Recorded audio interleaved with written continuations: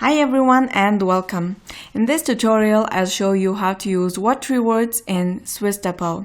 Swisstopo is a Swiss national mapping provider, and you can search for a 3-word address and see it on the map, but also you can see the 3-word address of any location you click on the map. Now to show you, let's type in a 3-word address first. I'm going to type in Trailer Song Believer.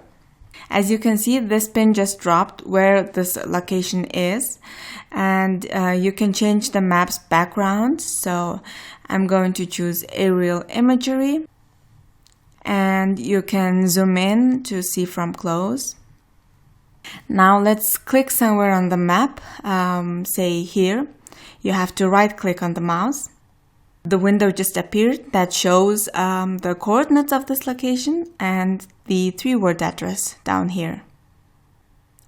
That's pretty much it. Thank you for watching. See you with the next tutorial.